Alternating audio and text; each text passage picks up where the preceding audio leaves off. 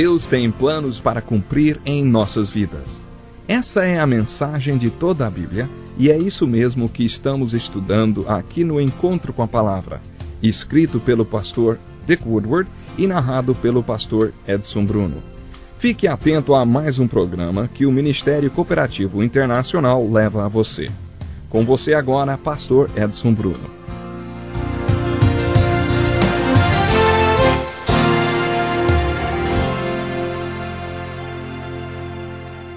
Como já disse, para mim é uma alegria muito grande cada vez que podemos nos encontrar para mais um programa Encontro com a Palavra. Nesse estudo estamos analisando toda a Bíblia e já chegamos ao estudo dos livros históricos de 1º e 2º Samuel. Nesses livros históricos vimos o pecado de Davi. No entanto, é no livro de Salmos que lemos sobre a confissão desse pecado. No Salmo 32, Davi nos fala sobre a confissão e o arrependimento do seu pecado e do perdão que ele experimentou. Quando estudamos 2 Samuel, dos capítulos 11 a 18, aprendemos que Davi passou um ano inteiro escondendo seu pecado. Esse deve ter sido o pior ano da sua vida. Podemos até concluir que durante todo esse ano Davi não orou. Durante esse ano ele também não pregou a palavra de Deus. Durante todo esse ano ele não louvou a Deus nem dirigiu seu lindo coral e orquestra de levitas. É provável que Davi sequer tenha ido à tenda de adoração, apesar de ter sido sempre esse o seu costume diário. Espiritualmente, Davi estava impotente e a sua capacidade para governar como rei estava prejudicada. Uma vez, vi um mosaico com o desenho de um herói sobre um cavalo branco. Embaixo do mosaico havia a seguinte inscrição: "Eu tenho a força de 100 homens porque meu coração é puro." O contrário também é verdadeiro. Quando há pecado na vida de um homem de Deus, esse homem torna-se espiritualmente impotente e sua liderança torna-se fraca. Seu cajado de pastor se quebra. Ele não tem mais poder para servir a Deus como líder de seu povo, porque os líderes de Deus lideram através do exemplo. Durante o ano em que encobriu seu pecado, Davi experimentou tudo isso. Mas quando o corajoso profeta Natã acusou Davi e o confrontou com seu pecado, Davi nos mostrou como acertar com o erro. Ele confessou e se arrependeu. No Salmo 32, Davi nos fala sobre os resultados dessa experiência de confissão e arrependimento. Dizem que os detalhes não são o assunto mais importante para se falar das experiências espirituais. Observe as experiências espirituais dos homens de Deus na Bíblia. Os detalhes dessas experiências variam muito e são muito diferentes. Mas preste atenção em um ponto. Os resultados de suas experiências são semelhantes. O que Davi está nos falando no Salmo 32 é resultado da sua confissão e de seu arrependimento. Ele coloca da seguinte forma: "Como é feliz aquele que tem suas transgressões perdoadas e seus pecados apagados. Como é feliz aquele a quem o Senhor não atribui culpa e em quem não há hipocrisia. Enquanto eu mantinha escondidos os meus pecados, o meu corpo definhava de tanto gemer. Pois dia e noite a tua mão pesava sobre mim, minhas forças foram se esgotando como em tempo de seca. Então reconheci diante de ti o meu pecado, e não encobri as minhas culpas. Eu disse: confessarei as minhas transgressões ao Senhor, e tu perdoaste a culpa do meu pecado. Portanto, todos os que são fiéis, orem a ti enquanto pode ser encontrado, quando as muitas águas se levantarem, elas não os atingirão." Davi afirma no Salmo 32 que o primeiro resultado da confissão e do arrependimento é a ausência de culpa. É a bênção do perdão. É isso que experimentamos quando confessamos e nos arrependemos, e é assim que devemos orar. Será que isso significa também que as pessoas santas de Deus pecam? É isso mesmo, não há nada nas Escrituras que indique que homens de Deus não pecam ou que alguém possa ficar tão santo que não peque mais. O alerta é esse: assim aquele que julga estar firme, cuide-se para que não caia. Isso está em 1 Coríntios capítulo 10, verso 12. O crente que acha que não peca torna-se muito vulnerável. No Salmo 32, Davi afirma: enquanto mantinha escondidos os meus pecados, o meu corpo definhava de tanto gemer. Ele ficou fisicamente doente por causa da culpa em seu coração. Mas continuou: eu disse: confessarei as minhas transgressões ao Senhor, e tu perdoaste a culpa do meu pecado. Tudo então mudou para Davi. A palavra confessar é feita de duas palavras que significam falar a mesma coisa. A palavra confessar no Novo Testamento é homolegeu. O homo significa a mesma coisa. Legeu significa falar. Portanto, confessar significa falar a mesma coisa. Quer dizer simplesmente que você está concordando com Deus. É isso que é confessar. Nesse salmo, Davi expressou sua alegria quando o pecado foi perdoado. Tu perdoaste a culpa do meu pecado. Portanto, que todos os que são fiéis orem a ti enquanto pode ser encontrado. Quando as muitas águas se levantarem, elas não os atingirão. Que alegria para ele, hein? Que alívio! Você já se perguntou como saber se realmente fomos perdoados? Algumas pessoas dizem que sabemos simplesmente porque é isso que a Bíblia afirma. A Bíblia declara isto. Você acredita que tudo fica acertado. A Bíblia declara, mas eu duvido. Fica indefinido. O consenso é que a Bíblia afirma que você é perdoado e você crê que foi, e com isso fica determinado o perdão. Mas há outra maneira de saber se seus pecados foram perdoados.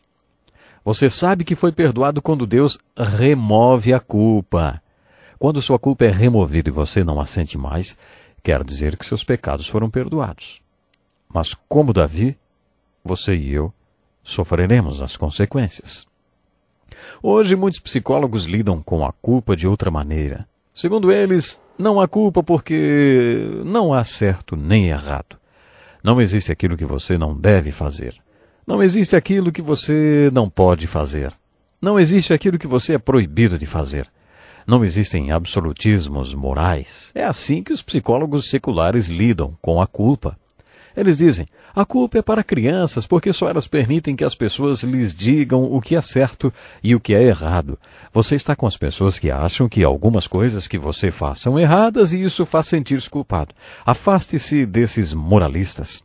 Cerque-se de pessoas que não tenham esses conceitos moralistas e aí você resolverá o seu problema de culpa. É impressionante o número de pessoas que tenta resolver o seu problema de culpa dessa maneira. Mas não é assim que as Escrituras tratam a culpa. Davi não lida com a culpa dessa forma. Davi diz que sofria com a culpa porque era culpado e que tinha um problema de culpa porque tinha pecado.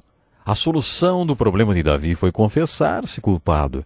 Confessar sim que tinha pecado. É assim que você experimenta a bênção do perdão e sua culpa é removida. Essa é a solução de Deus para o problema da culpa. O Salmo 51 é a confissão de Davi. O Salmo 32 fala sobre as consequências da confissão de Davi. O Salmo 51 é a sua confissão. É um salmo lindíssimo. Esse salmo nos abre uma janela através da qual vemos a grandeza do homem Davi. Observamos 3 pontos nesse salmo. Primeiramente, Davi ora a Deus a respeito da fonte do seu pecado. É como se ele dissesse a Deus, Deus, o Senhor quer que eu seja honesto a respeito do que eu sou, no mais íntimo do meu ser, na minha essência. O Senhor quer que eu seja honesto a esse respeito. Diga-me a verdade a respeito da minha essência, do meu interior, do meu coração. Em resposta a esse pedido, Deus faz uma revelação a Davi. Então ouvimos Davi dizer, olhe para mim, eu sou um pecador. Quando era jovem, eu era pecador. Quando era criança, eu era pecador. Quando nasci, eu era pecador. No ventre de minha mãe, eu já era pecador. No momento em que fui concebido, eu já era pecador. É esse o meu problema. Lá no meu íntimo, sou um pecador. Observe o pedido de Davi depois que Deus lhe dá essa revelação. Há muitos pedidos no Salmo 51. Olha o pedido de Davi no versículo 10. Cria em mim um coração puro, ó Deus, e renova dentro de mim um espírito estável. A palavra em hebraico para cria é bara. Aprendemos o significado dessa palavra quando estudamos a criação no livro de Gênesis. Você se lembra? Bara significa fazer do nada. A palavra bara é usada apenas 3 vezes nos capítulos 1 e 2 de Gênesis. Bara significa que não havia nada e Deus fez essa bara que resultou em algo. Quando Davi faz esse pedido no Salmo 51, verso 10, cria em mim um coração puro, ó Deus, ele está dizendo para Deus, faz alguma coisa do nada. Ponha algo no meu interior, faz a minha essência diferente de quando eu nasci. Caso contrário, eu vou continuar pecando. Eu não consigo parar de pecar. O Senhor precisa fazer um milagre de criação no meu interior. Essa é a única maneira de eu viver uma vida que o glorifique. A resposta a esse pedido é o que o Novo Testamento chama de novo nascimento. Jesus disse: o que nasce da carne é carne, mas o que nasce do Espírito é Espírito. Não se surpreenda pelo fato de eu ter dito: é necessário que vocês nasçam de novo. Quando os apóstolos se referem ao novo nascimento em suas epístolas, eles usam a palavra criação. Se alguém está em Cristo, é nova criatura. Deus criou algo na essência do homem e da mulher que nasceram de novo. Davi teve uma revelação profética quando orou 1000 anos antes de Jesus dizer: é necessário que vocês nasçam de novo. Observe também o que motivou Davi a querer essa restauração. Ele diz: então ensinarei os teus caminhos aos transgressores, para que os pecadores se voltem para ti. Lembre-se que Davi era o pregador de uma grande congregação e amava a palavra de Deus. Ele meditava na palavra de Deus dia e noite e amava pregar. Amava ensinar e a cantar a palavra de Deus. Ele amava conduzir a adoração ao Senhor. Por isso Natã sabia que havia alguma coisa errada com Davi. Provavelmente ele não fez nada disso durante todo aquele ano. A restauração de sua alma possibilitou voltar a fazer todas essas coisas. No Salmo 51, Davi não tem dúvida de que Deus iria restaurar sua alma e derramar todas essas maravilhosas bênçãos espirituais. Preste atenção ao final do Salmo, onde em sua oração Davi demonstra ter uma revelação incomum. Ele diz: não te deleitas em sacrifícios, nem te agradas em holocaustos. Você se lembra que, quando estudamos o tabernáculo, dissemos que os israelitas levavam um animal para a tenda de adoração e o ofereciam como um sacrifício pelos seus pecados? O tipo e a quantidade de animais dependiam do grau do pecado e também da situação econômica deles. Davi sabia que ele tinha condições de levar um rebanho inteiro para o tabernáculo, mas também sabia que Deus não queria que ele fizesse isso. Davi disse: os sacrifícios que agradam a Deus são um espírito quebrantado, um coração quebrantado e contrito. A palavra contrito significa extremamente arrependido do pecado. Davi está dizendo que o Senhor quer uma revolução no seu interior e não apenas uma atitude externa. É isso que o Senhor quer.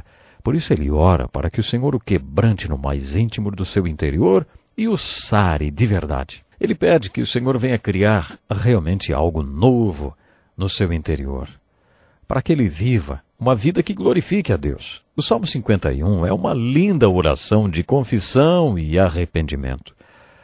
Vou falar mais uma vez: se você pecou e não sabe como confessar o seu pecado, se você precisa que uma nova alma seja criada no seu interior e não sabe o que fazer para que essa restauração aconteça, leia o Salmo 51 e faça desse salmo a sua oração de confissão e de arrependimento. Eu tenho certeza, você vai alcançar o perdão de Deus. Que lição importantíssima. Obrigado, pastor Edson Bruno. Prezado ouvinte, coloque em prática o que você ouviu aqui. Sem dúvida, sua vida será grandemente abençoada. Este é um estudo escrito pelo Dr. Dick Woodward, na voz do pastor Edson Bruno. Escreva-nos e solicite o material. Nosso endereço é Encontro com a Palavra, Caixa Postal 2011, CEP 89201-970, Joinville, Santa Catarina. Até o nosso próximo encontro com a Palavra.